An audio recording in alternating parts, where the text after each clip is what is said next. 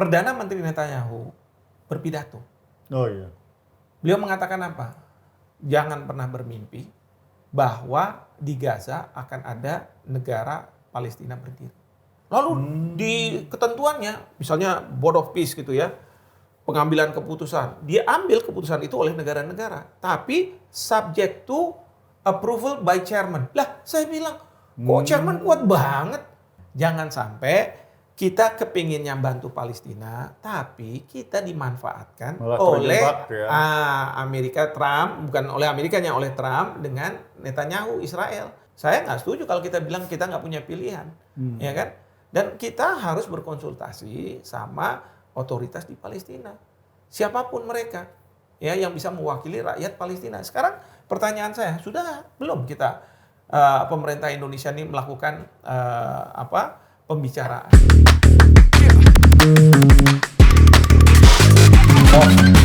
Thank you ya. Sama-sama. Akhirnya kita Mas Sigit, terima kasih, Mas Prof. Putra. Iya. Senang hati. Prof, di episode ini nih kita mohon pencerahan deh masalah BOP. Karena Wah, saya BOP lihat ya. ini di IG nih, wah nih Prof Hik nih agak keras nih kayaknya nih ngomongnya. Sebetulnya apa sih Prof yang bikin keresahannya Prof Hik nih mengenai BOP ini? Sebenarnya ada 3 keresahan saya ya. Pertama adalah saya paham bahwa pada waktu Bapak Presiden berpidato di PBB itu kan diundang oleh Presiden Trump. Yeah. Ini yang di Davos. Bukan, yang di New York ini. Oh, New York. Tahun Sebelumnya kemarin, berarti ya? sebelumnya iya. Diundang dengan kepala pemerintahan dari negara-negara Islam lah, ada Presiden Turki di situ dan lain sebagainya. Dan pada waktu itu Trump menyampaikan ada 20 poin proposal. Oke. Nah, itu sebenarnya disiapkan juga oleh utusan khususnya beliau, Steve Witkoff. Jadi udah ada 20 poin proposal untuk perdamaian di Gaza. Baik. Nah, terus kemudian proposal itu disampaikan juga ke Hamas dan disampaikan ke Israel. Awalnya Israel masih kurang setuju, tapi akhirnya dia setuju. Hamas udah setuju juga tadinya di sana sini supaya terjadi gencatan senjata. Menurut saya itu udah bagus gitu ya. Dan saya lihat 20 poin proposalnya itu. Nah, setelah negara-negara ini setuju, lalu dibawalah ke Dewan Keamanan PBB. Oleh Dewan Keamanan PBB, kemudian ditetapkan sebagai resolusi Dewan Keamanan Perserikatan Bangsa-Bangsa. Nomornya 2803. Nah, sampai di situ udah bagus nih. Nah, di dalam resolusi 2803 memang disebut tentang Board of Peace ini. Oke. Tapi sebagai pemerintahan transisi. Ya, transitional administration. Nah, kira-kira bunyinya seperti itu. Terus nanti di situ ada ISF, International Stabilization Force untuk menjaga perdamaian. Sampai kemudian aneks yang 20 poin dari Trump itu dijadikan jadikan lampiran proposalnya Trump itu. Nah, di situ ada poin 19 memang bahwa kalau nanti Gaza sudah direkonstruksi dan lain sebagainya, sudah tenang, maka ini bisa menjadi sarana untuk rakyat Palestina melakukan self-determination. Hak untuk menentukan nasib sendiri. Nah, harapannya tentu kalau diberi hak untuk menentukan nasib sendiri, tentu mereka minta supaya menjadi merdeka kan. Jadi two-state solution itu ada. Jadi BOP itu di dalam resolusi Dewan Keamanan betul ada. Dan itu dibahas oleh Presiden Trump dengan pemimpin dari negara-negara Islam ya waktu itu juga ada. Nah, cuman masalahnya adalah pada waktu di Davos, rupanya Trump, tanda kutip nih, membajak acara di Davos. Itu kan Davos itu kan acara tahunan gitu kan. Dibajaknya itu terus tiba-tiba kok ada penandatanganan dari piagam Board of Peace ini. Ya. Versinya beda. Ternyata Dari yang versinya berbeda dari desain apa awal. yang ada di dalam resolusi. Nah, kenapa saya tahu? Karena setelah penandatangan itu saya langsung cari nih di internet. Mana nih piagamnya itu? Saya baca piagamnya. Coba misalnya, nanti saya dapatnya dari Times of Israel. dari Israel nih. Ada ketik aja full text Charter Board of Peace. Baca pasal satunya. Pasal satunya mengatakan bahwa ini tidak hanya di Gaza. Bahkan kata Gaza di Palestina nggak ada juga di situ. Lah, di situ cuma dibilang bahwa Board of Peace punya kewenangan untuk di daerah-daerah yang affected by conflict. Kalau affected by conflict itu kan ada Iran, Ya, sekarang ini terus kemudian ada Greenland, ada mungkin di tempat lain di Ukraina. Loh, saya kan kaget.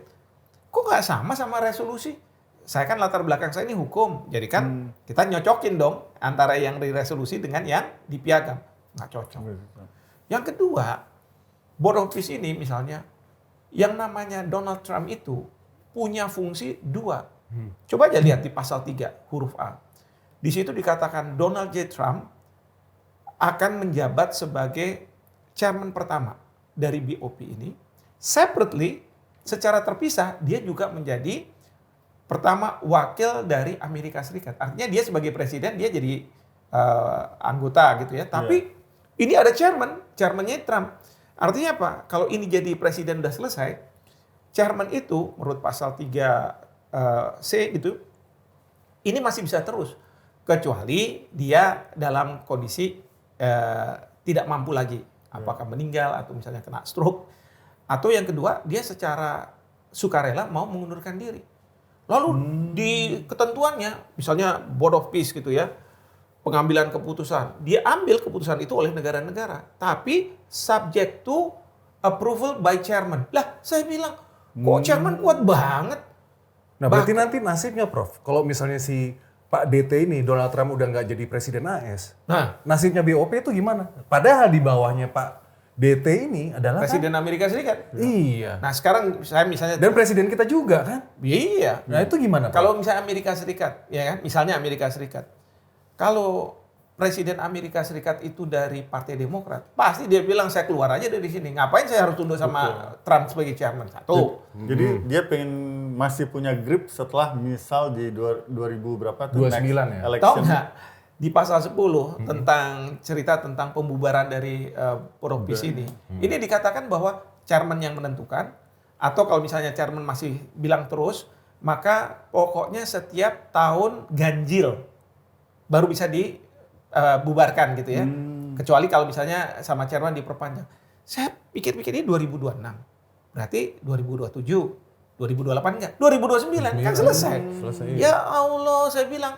Iya. Ini mohon maaf sekali. Kemlu itu baca nggak nih? Bandingkan nggak antara resolusi Dewan Keamanan PBB dengan yang ada di dalam piagam itu yang dibuat oleh orang-orangnya Trump lah, pemerintahan Trump. Baca nggak? Dikasih masukan nggak kepada Bapak Presiden? Saya khawatir Bapak Presiden masih berpikir bahwa BOP ini sama seperti yang ada di dalam resolusi. Padahal enggak. Jadi ada dari mestinya harus difilter dulu, cuman nggak terfilter sehingga presiden menganggap sama seperti resolusi. Makanya Pak Menlu mengatakan bahwa ini sebenarnya dikendaki oleh negara-negara Muslim pada waktu pertemuan New York Group itu. Iya, tapi itu yang versi resolusi, bukan yang versi piagam yang disiapkan oleh Presiden Trump. Ini berarti udah bukan dugaan lagi ya, Prof. Memang udah dihilangkan itu ya. Oh iya, bagian itunya. Saya sebagai ahli hukum internasional, pasti saya bicara soal pasal. Sebagai orang hukum saya nggak bisa ngawang-ngawang. Saya bukan orang politik hubungan internasional yang harus nebak-nebak maunya gimana dan sebagainya. Enggak, pasal yang saya baca. Tapi perdebatan atas BOP ini di dalam negeri kan sangat isu sensitif ya, Palestina, Israel, dan Indonesia jelas-jelas sangat mendukung kemerdekaan Israel ya. Nah, Palestina sendiri nggak ikut jadi anggota itu. Nah ini gini, concern saya, ini yang kedua. Tadi kenapa sih kok saya, misalnya di Instagram saya galau dan lain sebagainya. Concern saya yang kedua, selain tadi resolusi dengan piagam, itu berkaitan dengan keanggotaan dari Israel di BOP. Ya, Israel masuk nih, ya kan? Nah, kalau dari teman-teman yang sudah bertemu sama Presiden mengatakan bahwa concernnya Palestina itu dibawa oleh negara-negara Muslim, termasuk Indonesia, ya kan? Katakanlah oke lah seperti itu. Saya terganggu ketika beberapa hari kemarin Perdana Menteri Netanyahu berpidato. Oh iya. Beliau mengatakan apa? Jangan pernah bermimpi bahwa di Gaza akan ada negara Palestina berdiri. Oh, dia menolak sama sekali itu state solution berarti kan? Iya menolak. Kalau misalnya seperti itu, pertanyaan saya, bagaimana? Katanya Ya kan kita harus fight dari dalam. Maksudnya kayak kuda Trojan kan? Kuda Trojan kan lo keluar terus kita hantam gitu. Percaya, Prof? Nggak bisa lah. Kuda Trojan apaan? Orang chairman-nya aja Trump. Dia punya keputusan untuk mengambil keputusan ini, keputusan itu. Gimana? Udah nggak abu-abu lagi, sebenarnya udah hitam putih bahwa Hitam putih. Sampai kapanpun, kalau Israel punya posisi seperti itu, dan Israel katakanlah dipimpin oleh Netanyahu ini, yang namanya rakyat Palestina tidak akan pernah mempunyai kemerdekaan. Iya, sekarang ada perdamaian, katakanlah gitu. Tidak ada lagi serangan-serangan. Israel sudah mengakui sampai 70.000 rakyat Palestina. Memang iya, tidak ada perdamaian. Tapi pertanyaannya adalah, apakah hanya sampai perdamaian keinginan dari rakyat Palestina? Atau mereka juga selain perdamaian adalah kemerdekaan? Itu yang kita harus tanya. Itu concern saya yang kedua. Concern saya yang terakhir, itu pada waktu pertemuan pertama Board of Peace di Davos, setelah tanda tangan itu, ada presentasi dilakukan oleh Jared Kushner. Itu mantunya Presiden Trump. Kebetulan dia Yahudi gitu ya. Dia cerita bahwa ini kami sudah siapkan master plan. Wah, gambarnya keren banget, pokoknya macam-macam. Dan dia bilang, ini yang mendevelop ini tanpa biaya. Namanya Yakir Gabay. Saya Google Yakir Gabay siapa? Ternyata apa? Dia punya perusahaan developer di Israel. Lah gimana saya bilang? Katakanlah ada duit masuk, yang untung itu ya mereka. Bagaimana sekarang kalau misalnya kita boleh nggak nih masukin katakanlah 16,7 triliun ya, tapi pembangunan itu, ini kan perusahaan-perusahaan karya kita banyak. Boleh nggak dikirim? Jangan-jangan, karena kan Trump itu kan dulunya kontraktor. Iya. Iya kan? Iya. Terus kemudian anak-anaknya juga kontraktor. Jadi kalau misalnya kayak begini, jangan jadi masukin ke kantongnya dia sendiri. Jangan dulu iuran dulu deh, Prof. Asal mula 17 triliunnya itu dari dalam negeri itu dari mana? Kan kita masih bertanya-tanya nih, kita sebagai rakyat kecil. Betul. Yang pasti dari APBN. Kalau menurut Pak Purbaya udah ngomong gitu dari APBN. Cuman pos yang mana nih? Awalnya katanya saya dengar dari Kemenlu, posnya Kemenlu. Tapi kemudian dirubah, jadinya posnya Kemenhan gitu ya. Atau ada yang bilang dananya udah ditabung dari anggaran-anggaran yang dulu nggak digunakan APBN. Itu biasanya dari mana tuh? Ya saya juga nggak tahu itu. Tanya sama Pak Purbaya, Pak Purbaya udah pusing ini. kalau dengan prinsip politik luar negeri Indonesia yang selama kita merdeka bebas aktif nih, menggerus kebijakan itu atau kita masih di sana sih? Kalau menurut saya menggerus kebijakan itu, ya walaupun kita tahulah Bapak Presiden ingin sekali bahwa membantu rakyat Palestina pro terhadap sana begitu ya. Dan saya juga mengkritik kayak begini juga untuk kebaikan dari rakyat Palestina dan tentu juga Indonesia. Nah, kenapa saya katakan bahwa ini menggerus? Karena kalau lihat piagam itu seolah-olah ada sebuah organisasi internasional yang chairman-nya itu sangat luar biasa kekuasaannya. Itu kalau saya rujuk ya, dulu ada Raja Louis ke-14 di Prancis. Dia mengatakan gini, l'État c'est moi, negara adalah aku adalah negara. Kalau sekarang dengan adanya Board of Peace ini, maka Trump mau bilang sebagai chairman ya, le monde itu artinya dunia. C'est moi, dunia adalah aku adalah dunia. Mau kita di bawah suatu organisasi internasional yang chairman-nya itu sangat powerful. Coba lihat aja di piagam, misalnya dalam hal penentuan siapa bisa jadi member, itu chairman. Siapa yang bisa mendempak, chairman. Jadi kalau waktu Prancis kan nggak mau katanya. Si Trump bilang, oke, kamu nggak mau boleh, saya kenakan kamu nanti 200%. Kanada tadinya udah di-invite, udah mau masuk. Tiba-tiba Carney, Perdana Menterinya menyampaikan hal yang ya mungkin Trump kurang berkenan. Langsung apa? Kanada nggak usah ikut. Lah gimana kita ikut dalam suatu organisasi internasional yang kita punya polurgi bebas aktif, tapi kemudian kok disetir sama satu orang? Itu kayak Pak Pigai pada waktu kita di Dewan HAM PBB, jadi presiden Dewan HAM PBB. Beliau mikirnya kayak Trump menjadi chairman itu. Jadi beliau bilang katanya, pokoknya dengan jadi presiden Dewan HAM PBB, itu masalah Venezuela selesai. Lah saya bilang ampun, ya nggak bisa. Orang chairman di situ, presiden di Dewan HAM PBB, itu cuma tugasnya seremonial. Cuma ngetok-ngetok palu, kasih sambutan di depan sebelum ada perdebatan, ngatur sama sekjen agenda. Tapi nggak sampai kemudian menyelesaikan. Ini berbeda dengan yang di BOP. Kalau BOP chairman-nya sangat Nah, menurut kuat. Prof ini benar-benar mau bantu Palestina apa ini? Jangan-jangan ini cuma etalase politik global aja nih. Nah, jadi ini, kalau dari sisi pemerintah kita tentu ingin membantu Palestina. Ya kan? Which is bagus menurut saya. Tapi mohon jangan naif. Ya. Jangan sampai kita kepinginnya bantu Palestina, tapi kita dimanfaatkan Malah oleh terjebak, ya. Amerika Trump, bukan oleh Amerikanya, oleh Trump dengan Netanyahu Israel. Justru melegitimasi ya tindakan mereka untuk melakukan ekspansi Israel itu sampai Gaza. Karena begini ceritanya. Kenapa saya bilang kayak begitu? Tadi kan saya udah bilang Perdana Menteri Netanyahu tidak akan mau adanya berdirinya negara Palestina. Netanyahu kepingin sekali Gaza. Kenapa? Karena selama ini dari Gaza lah rudal-rudal itu menyerang Israel. Ada Hamas. Kalau di tepi barat relatif Israel bisa mengendalikan secara efektif. Tapi kalau di Gaza, walaupun dia mengatakan bahwa ini wilayah saya, tapi dia nggak bisa mengendalikan secara efektif. Nah, Netanyahu Itu kenapa? Karena posisi geografi atau ya posisi geografinya kan agak jauh dan di situ kan ada Hamas dan Hamas dibantu oleh Iran untuk punya senjata dan lain sebagainya, jadi proksinya untuk melawan Israel. Sementara kalau di tepi barat enggak, mereka kan biasanya lempar batu dan lain sebagainya gitu. Nah, jadi Netanyahu itu memanfaatkan peristiwa 7 Oktober 2023 menurut saya nih untuk bisa menguasai Gaza. Nah, caranya gimana? Habisin aja.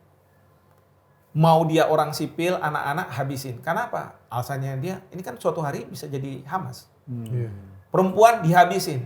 Kenapa? Kan dia bisa melahirkan anak yang kemudian bisa jadi Hamas. Jadi itu sampai 70.000. Maka dunia berteriak bahwa ini merupakan genosida. Genosida. Bahkan dia juga mengupayakan sama Steve Witkoff, karena banyak kritikan dari dunia, punya ide. Gimana kalau misalnya orang-orang Palestina dikirim ke berbagai negara? Termasuk Indonesia itu Termasuk ada tawarannya. Indonesia. Wah, saya agak sewot juga tuh kalau begitu. Namanya rakyat Palestina, dia nggak mungkin lah mau. Sekarang ya kalau kita tanya nih lagu Indonesia Raya, kan kalimat pertama Indonesia adalah tanah airku. Iya. Tanah air itu penting, sakral. Nah kalau misalnya mereka dikeluarkan dari sana, katakanlah kita terima, oke lah kita terima solidaritas Islam. Tapi kan sama saja kita mengeluarkan mereka dari tanah mereka. Mencabut. Dan kemudian dimasuki oleh Israel. Iya, benar. Nah sekarang dengan adanya BOP, dengan adanya ide rekonstruksi, mau dibuat gambarnya itu udah luar biasa lah. Gedung yang... Saya tanya nih dalam hati saya, apakah rakyat Palestina akan bisa menyewa gedung-gedung itu untuk rumah mereka? Sekarang kalau mereka nggak bisa membeli, ya nanti siapapun boleh warga negara. Akhirnya yang beli siapa? Dari orang-orang Israel. Dia lagi kan. Nah, kalau dia lagi kan artinya apa? Gaza semakin memang dikuasai oleh Israel. Nah Prof, sekarang pertanyaan saya, mau nggak nih sekarang kita? Yang saya bingung gini loh, Prof. Ini terkesan kalau di dalam negeri DPR itu kok nggak dilibatkan gitu loh, Prof. Ya. Terus Kementerian Luar Negeri juga. Saya kan malah kaget kan. Ya. Prof kan pasti juga kaget kan Ya. tiba-tiba Pak Presiden tanda tangan begitu kan. Ya. Jadi gini, Gimana ya, Prof? biasanya kalau misalnya ada perjanjian antar negara itu, bisa presiden, bisa menteri luar negeri atau menteri siapapun yang dapat kuasa dari presiden untuk datang tanda tangan. Yeah. Tanda tangan itu masih belum mengikat. Kalau ada ketentuan mengenai harus diratifikasi, ya kan? Jadi belum mengikat. Nah, baru mengikat tuh kalau misalnya ada ketentuan ratifikasi harus dibawa ke DPR. Nanti DPR bilang setuju atau tidak setuju, pokoknya diratifikasi. Atau di Indonesia bisa juga presiden. Nah, baru kemudian di exchange dokumen bahwa kita saling udah ratifikasi, baru berlaku. Tapi coba pinternya di piagam BOP ini, ketentuannya dibuat gimana? Coba kalau nggak percaya dibaca di pasal 11. Apa itu, Prof? Ditandatangani itu dianggap sudah ikut di dalam BOP. Jadi status kita sekarang dengan Bapak Presiden tanda tangan sudah bagian dari BOP. Sampai dengan kalau diperlukan pengesahan. Kalau nanti tidak disahkan, baru kita keluar. Tapi selama belum ada pengesahan, kita sudah terikat. Ini lagi nih. Nah, pas terikat ini ada kewajiban nggak untuk langsung store Iya. gitu? Memang sih nggak ada. Oke. Karena di ketentuannya kalau kita cuma 3 tahun kita nggak ada kewajiban untuk nyetor. Tapi kalau mau begitu jadi ya? permanent member itu kita harus nyetor Nyetor 1 miliar US dollar. Kira-kira 1 seperti miliar, itu. iya, US Nah tapi kan dollar. sebagai iuran. Tapi kan sekarang mungkin karena ada kritikan kanan kiri, Bapak Menlu bilang enggak, itu bukan untuk iuran, tetapi itu dana untuk rekonstruksi Gaza. Kan gitu. Saya setuju rekonstruksi Gaza, tapi ya kita mohonlah gitu ya, jangan kemudian beban itu ke Indonesia. Kan masih banyak negara-negara Arab di sekitar yang lebih kaya daripada Lebih Indonesia. kaya. Iya, negara-negara Sementara- petrodollar, bro. Iya, Indonesia tidak selevel Iya. negara Arab. Nah Dia itu, nyumbang. kita kan nggak boleh juga tercerabut dari akar kita. 1 miliar US dollar ya itu bisa membeli berapa buku yang anak itu gara-gara 10.000 bunuh diri, loh. terus ini dan sebagainya. Kan itu kalau menurut saya lebih ini. Artinya kita harus lihat kemampuan kita. Iya. Ya kan? Nah, jadi saya melihat bahwa apa jaminannya kalau kita store uang 16,7 triliun itu bahwa itu untuk rekonstruksi. Karena apa? Semua keputusan itu bisa diveto oleh yang namanya chairman. Iya. DT tadi tuh, DT. Makanya maksud saya gini, gimana kita mau jadi kuda Trojan, kita main dari dalam. Oh iya. Ya kalau misalnya kayak begitu. Wah, kalau gitu Prof itu kalau nggak setuju BOP berarti nggak setuju kalau Palestina merdeka. Salah. Saya setuju kalau misalnya Palestina merdeka berdasarkan resolusi 2803. Ya kan? Kita harus fokus ke sana. Jangan seolah-olah kita nggak punya pilihan. Saya nggak setuju kalau kita bilang kita nggak punya pilihan. Ya kan? Dan kita harus berkonsultasi sama otoritas di Palestina. Siapapun mereka ya yang bisa mewakili rakyat Palestina. Sekarang pertanyaan saya, sudah belum kita pemerintah Indonesia ini melakukan pembicaraan seperti apa, konsekuensinya apa. Dan kita harus tetap sesuai dengan pasal 3 dari Undang-Undang Hubungan Luar Negeri mengatakan bahwa politik luar negeri yang bebas aktif itu harus diabdikan untuk kepentingan nasional kita. Jadi jangan kemudian juga dilupakan kita membantu negara lain atau misalnya bangsa lain, lalu kepentingan nasional kita harus dikorbankan. Rakyat kita yang kasihan. Makanya ada yang bilang kan juga, ini daripada nyumbang keluar nih misalnya, 17T itu mendingan kenapa nggak yang di bencana-bencana itu. Kan ada banyak yang begitu juga kan, Iya. Prof. Iya kan? Prof, nih misalnya BOP nggak berhasil nih. Jadi akan ada daerah lain yang menjadi Gaza baru nih. Apakah, kan bisa aja konflik itu terus terjadi kan? Bisa, dan itu tergantung chairman. Misalnya ada permintaan, tolong masalah Iran diberesin, nanti datang ke sana gitu kan. Duitnya yang mana nih? Saya tadinya khawatir kalau misalnya Pak Menlu bilang itu nggak untuk rekonstruksi, itu bisa 16,7 itu untuk pesawat pribadinya Trump lah, untuk apa. Dan ingat, kalau misalnya Trump sudah nggak jadi presiden, Iya. dia nggak punya fasilitas-fasilitas kepresidenan. Itu dia itu. Nah, mungkin duitnya dari situ. Kedua juga ingat, kalau beliau nggak jadi presiden, dia nggak bisa menjadi supreme commander dari angkatan perangnya. Artinya apa? Kalau sekarang sih bisa bilang, oke, kapal induk datang ke Iran, ya kan? Oh gini-gini. Coba kalau misalnya dia bukan presiden Amerika Serikat dan dia cuma chairman, apa yang bisa dia lakukan? Udah hilang semua kekuasaan. Hanya macan kertas saja. Macan kertas. Nah, kalau misalnya nih, yang jadi presiden itu nanti ke depannya taunya dari Demokrat kan begini juga dong. Pasti Partai Demokrat pasti dia bubarin. Terus itu. nasib BOP gimana kan, Ya Prof? itu, makanya jangan store dulu. Oh, oke. Ya Belum udah, 3 tahun kalau kan? sekarang ini kan kita udah masuk nih. Ya udah nggak apa-apa, masuk aja dulu. Ya, misalnya kemarin 30 Januari, 31 Januari ada serangan dari Israel ke Gaza. Ya, sampai 31 orang meninggal. Nah, bagus sekarang Bapak Presiden menurut Pak Mensesnek udah mengontak ke beberapa mitra yang ada di BOP. Nah, which is ya oke nih udah jalan nih. Tapi kalau menurut saya sih kalau bisa sih kontaknya ke chairman. Karena kan dia punya kuasa. Iya. Ini Untuk bisa seperti- menghentikan Israel. Israel jangan lagi. Kalau misalnya seperti itu efektif kayak begitu, oke, bagus itu. Ini kok Saya seperti setuju. ini ya, Prof ya, seperti memprivatisasi Nah. suatu lembaga Internasional. Heeh. Ya mau-mauannya si Om DT aja nih Ya, kan, Om DT, seenaknya. ambisinya Om DT. Iya. Kemudian Om DT karena gagal mendapatkan Nobel Peace Prize, dia seolah-olah buat kayak Oh, iya bener. begini. Iya. Supaya apa? Banyak konflik-konflik, saya adalah juru selamatnya, juru damainya. Seolah-olah kayak begitu. Dan kalau Pak DT itu bilang juru damai, saya sebagai juru damai, dia harus bilang, damai itu tidak mungkin kalau tidak ada kekerasan kekuatan. Ya, kekuatan itu nanti diterjemahkan dua hal, serangan militer atau pengenaan tarif. Mudah, itu aja. Coba lihat patternnya seperti itu. Nah, pertanyaan kita, apakah pemerintah tetap percaya atau pemerintah setelah menjadi anggota ini harus hati-hati di dalam mengambil keputusan berbagai hal, ya. Dan kalau menurut saya gini, jangan sampai ya Bapak Presiden harus berhadapan dengan rakyat untuk kepentingan negara lain, misalnya Amerika dan sebagainya. Persis. Mungkin Bapak Presiden, saya nggak enak nih sama teman-teman Pak Trump atau misalnya teman-teman dari negara-negara Islam, tapi di dalam negeri beliau bermasalah. Mungkin sekarang beliau sudah membaca itu, maka kemarin itu kan ada ormas Islam yang diundang ke Bapak ke istana MUI, lalu kemudian ada juga dari tokoh-tokoh luar negeri, Menlu dan sebagainya. Itu dalam konteks apa? Untuk memberikan pemahaman sehingga beliau-beliau nanti bisa menyampaikan ke publik. Ya, karena masalahnya publik ini masih belum bisa menerima. Cuman kan masalahnya apa yang dibicarakan di sana itu nggak bisa diungkap secara gamblang. Yaudah, berarti gini deh, ini pertanyaan terakhir dari saya.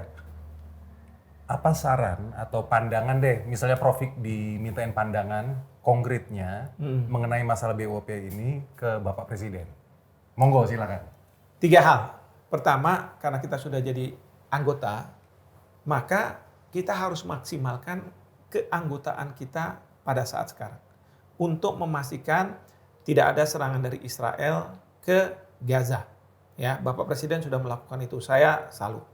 Yang kedua, saya berharap bahwa pertanyakan statement yang dibuat oleh Netanyahu bahwa tidak akan ada pendirian negara Palestina merdeka di Gaza. Pertanyakan, baik itu pertanyakan di antara anggota BOP, bahkan anggota BOP ke anggota BOP lainnya khususnya Israel, atau pertanyakan ke Jerman. Dan yang terakhir, yang ketiga, jangan dulu membayar uang yang 16,7 triliun itu. Karena apa? Kita tidak tahu ke depan apakah Trump masih tetap presiden atau tidak. Sebentar lagi di Amerika Serikat itu ada midterm election. Nah, kalau nanti sekarang ini Kongresnya masih dikuasai sedikit oleh Republik. Kalau misalnya nanti dikuasai oleh Demokrat, maka Trump sudah bilang, saya akan menghadapi impeachment nih. Ya, makanya dia kepingin anggota Kongres dari Republik itu harus menang. Dan sekarang ini kan di dalam negeri Amerika itu ada kasus Minnesota tuh yang ICE yang menembak orang, kan? Terus kemudian ada beberapa hal. Banyak.